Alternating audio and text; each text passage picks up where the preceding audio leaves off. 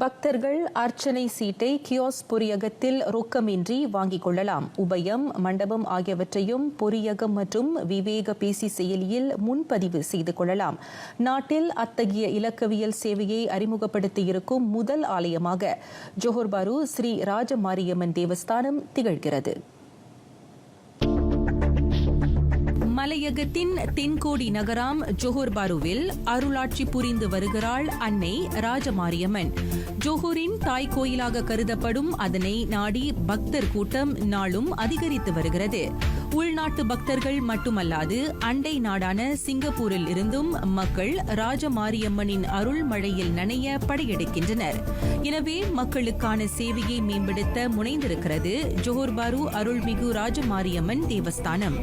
ரொக்க பரிவர்த்தனையை குறைத்து மக்கள் எளிதாக தங்கள் தேவைகளை ஆலயத்தில் பெற்றுக்கொள்ள இது வழிகோலுகிறது.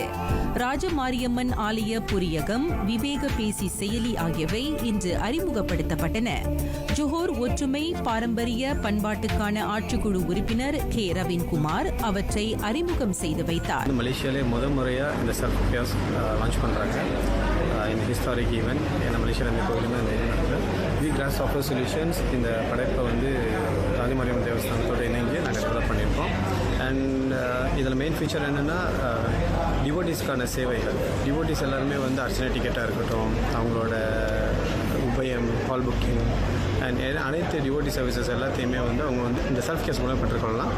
மொபைல் ஆப்ஸ் வச்சுருக்கோம். அந்த மொபைல் ஆப்ஸ் மூலியமாகவும் அவங்க எல்லாமே புக்கிங்ஸ் எவ்ரிதிங் கேன் அது ஆட்டோமேட்டிக்காக அவங்களோட மெயின் சிஸ்டமோட இன்டெகிரேஷன் பண்ணி வச்சுருக்கோம். ஸோ இது நிறைய கேஷ்லெஸ் யூஸ் பண்ணலாம், பேப்பர்லெஸ்ஸாக இருக்குது. ஸோ டெம்பிளுக்கு இந்த ஆப்ரேஷனுக்கு ரொம்ப உபயோகமாக இருக்கும். பக்தர்களுக்கான சேவை மட்டுமின்றி ஜோஹர் பாரு அருள்மிகு ராஜமாரியம்மன் ஆலய நிர்வாகத்துக்கான பணிகளும் இலக்கவியல், தானியக்க மயமாக்கப்பட்டிருக்கின்றன. ஆள்பலம், கணக்கியல் உள்ளிட்டவை ஆகியவை அவற்றுள் அடக்கம். கிராஸ்ப் சாஃப்ட்வேர் சொல்யூஷன்ஸ் நிறுவனம் அதற்கான தொழில்நுட்ப வசதிகளை ஏற்படுத்தி தந்திருக்கிறது. ஜோஹர் பாரு ராஜமாரியம்மன் ஆலய திருப்பணிகள் தீவிரமாக மேற்கொள்ளப்பட்டு வருகின்றன. வரும் ஜூன் மாதம் 12ஆம் தேதி காலை 7 மணி தொடங்கி 8:25க்குள் ஆலயத்தின் 7ஆம் திருக்குட நன்னீராட்டு பெருவிழா நடைபெறவிருக்கிறது.